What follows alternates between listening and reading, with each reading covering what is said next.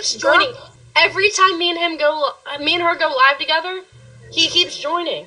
It's like, apparently you're not over me if you're gonna keep joining my live. He's antagonizing your ass.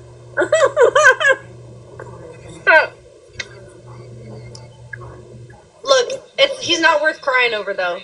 Oh, no. Hey guys, it's Nick, and today... Here's guys, it's Nick, and today is Knowledge Shared for I love his Nick voice. Part 3. Hey, I'm Nick. Today, we're going to be talking about walking in the Spirit, which comes out of Galatians 5.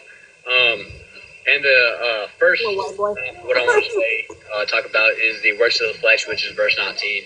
He's really living in his flesh. 1. And it is, the works of the flesh are evident, which are adultery, fornication, uncleanness, lewdness, idolatry, sorcery, hatred, contentions, jealousy, outbursts of wrath, selfish ambitions, dissensions, heresy, envy, murders, drunkenness, revelries, and the like. So if you do any of that, you're working out of your flesh. It's so intense. Oh, look. In our once we can. You saw that? He mad. You're working out of your flesh. I just feel like he's projecting. What is this? Yeah. Somebody wants to join as a guest, but she left my live. What a description. Yeah. Honestly, a little ass boy. He's not a man, he's a boy, so it's okay. That's okay. Hi, Cam. I'm gonna tell you a story. Okay. Okay. So this was a long time ago because I'm, seeing somebody. So a long time ago, I thought that seeing this man, because we're the same age, things would work out, right? Yeah. No. No! This man led me on for almost like half a year. Back and forth, back and forth, back and forth. Very dismissive. I would sit there and like express my feelings, and he would sit there and he would just be like, oh, well, no, I really want to do this, and I really don't want to do that. Led me on. I was like, okay. For almost like half a year. Okay, and I'm not going to lie, back and forth, back and forth, back and forth. So very dismissive. I would sit there and like express my feelings, and he would sit there. And he would just be like, oh, well, come over. No, I want to do this, and I really don't want to do that. Led me on. Like, okay. Yeah, almost like half a year. And then when I asked you, hey, how do you feel about me? It's been over like 6 months, or he said that. Like, you're like, oh, well, I don't want to do this right now. I don't want to do this right now. Or he'll look at me with like, huh? Girl, and we're the same age. And we were the same age, so. Wow. You're a child. You don't got time for that. Yeah, it doesn't matter what age. It doesn't matter how old he is. It doesn't matter what he is, what he says. If a man is gonna act like that is one way, you clock it, confront it, and move on. Yeah. Because no real man that wants to be with you will ignore you, leave you on red, not give you no reassurance. There's this TikTok creator. I think he's a creator. His name is Tony. I follow him. I'm gonna send you like his stuff. And he says it every day. This man he's a man. He is a man. And he sits there and says, if a man, if you're on lunch, if your man is on lunch, like this is what he said earlier. If your man is on lunch and he's not calling you, just to say, hey babe, I love you, or just checking in with you, blah blah blah, or not giving you the constant yes, clack it, girl, clack it, okay, I'm preaching. Okay? If your man is not saying that, he ain't your man. That is not your man. Okay? No.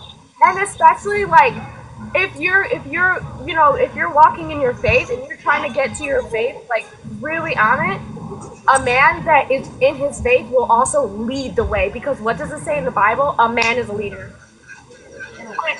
A man is a leader. Okay. The facts are there, baby. The facts are there. I love a man of God should be a natural leader. And if he's not leading, he's not a man of God. No, girl, and also, like, look at where he's at in life as well. Like, are you a clean person? Do you drink? Do you do drugs? If you do that, then you're not walking in your faith. You're literally, you're 1 foot in and 1 foot out. You can't do that. You can't sit there and just be like, oh, like my ex-husband told me, and I wanted to punch him in the face when he told me this. I think I didn't sleep in the same bed with him for like 3 months when he told me that. He said, wow. I walk with God, but I like to dance with the devil. I said, get the fuck out of my face. You are on the fence. I was like, What kind of Hispanic are you? I'm Puerto Rican. Mm. I'm the loudy one. I'm the spicy, loud one, energetic. I was gonna guess either Puerto Rican or Latina. Those are my two guesses. Somebody in my chat literally goes, "Who is this diva?" We love this diva. Everyone in both of our chats, you should follow her because she is iconic. We love her. Yes. Jager, I'm gonna just paint them because Hi, I got Corey. bored. Cody, welcome in. Can I get an Is Cody in opinion here? from y'all's point of views? What do you mean? Cody, we're about to do Bible study. And you should follow me back.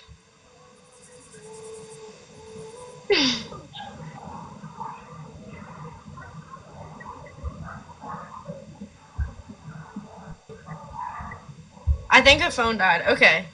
We ready to do some Bible study? Yeah, I'm gonna be painting my nails while you're doing it, but I'm still listening. Decline, we're not doing that. Okay, I'm gonna get started. So, today we are in Matthew 18, 21 through 35. So the way that Bible study works with us is I will go ahead and read all the way through it, and then we'll go back and break it down. So, Matthew 18, 21 through 35. It starts with, Then Peter approached him and asked, Lord, how many times must I forgive my brother or sister who sins against me? As many as 7 times? I tell you, not as many as 7, Jesus replied, but 70 times 7. For this reason, the kingdom of heaven can be compared to a king who wanted to settle accounts with his servants. When he began to settle accounts, one who owed 10,000 talents was brought before him. Since he did not have the money to pay it back, his master commanded that he, his wife, his children, and everything he had be sold to pay the debt. At this, the servant fell face down before him and said, Be patient with me, and I will pay you everything. Then the master of that servant had compassion, released him, and forgave him the loan. The servant went out and found one of his fellow servants who owed him 100 denarii. He grabbed him, started choking him, and said, Pay what you owe. At this, his fellow servant fell down and began begging him, Be patient with me, and I will pay you back. But he wasn't willing. Instead, he threw him into prison until he could pay what was owed.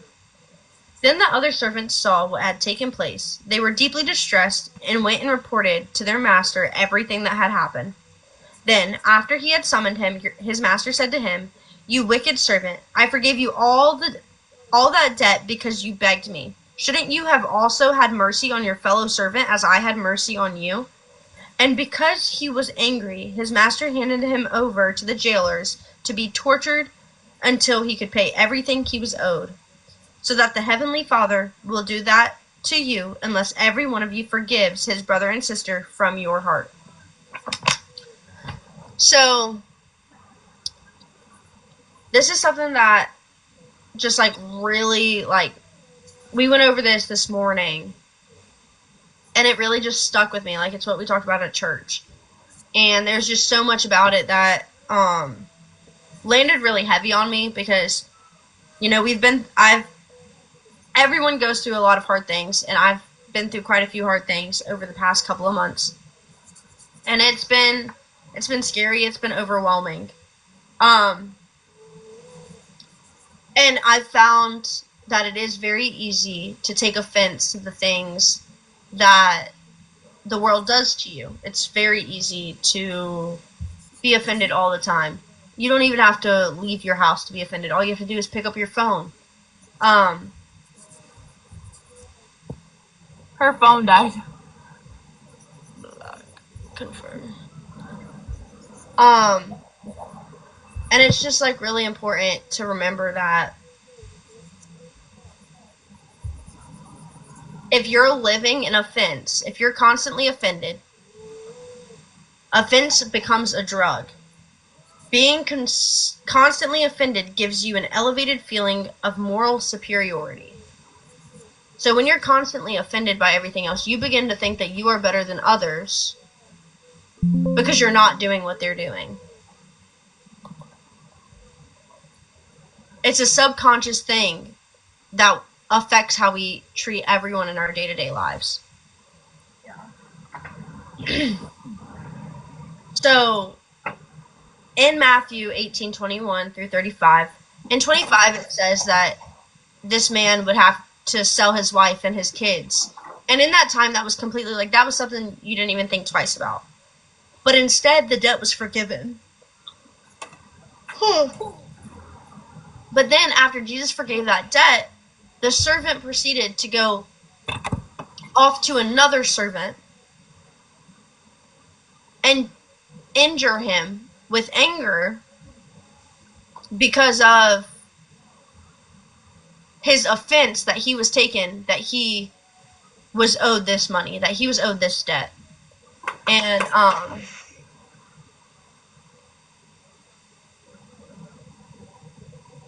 sorry, my brain, people are problematic, people keep joining and it's just stressing me out.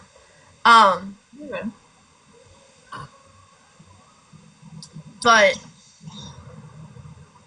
the whole like purpose of Matthew in general is it's just a bunch of witnesses of Jesus and Jesus's character. That is what the entire book of Matthew is. It's witnesses on his character. And there were 5 questions that we got asked today. And I just think that they were really good, so I just wanted to go ahead and connect them. And the first one was, does God keep score? I think anyone who knows God knows that the answer is no. Mm-hmm. And then it said, the second one was, why does God frame forgiveness in terms of debt? And I think it's really important to realize, like, as you're reading the Bible, that the Bible teaches you about forgiveness by debt so that we can understand it, so that it's something comparable to the things here on earth, so that it is something that we can understand deeper. Yeah. And then the next one was, what is the unpayable debt that we owe God? And it's for our sins. And then 4 was, what is our response to having an unpayable debt wiped clean? And the answer that we came up with was that our response should be gratitude,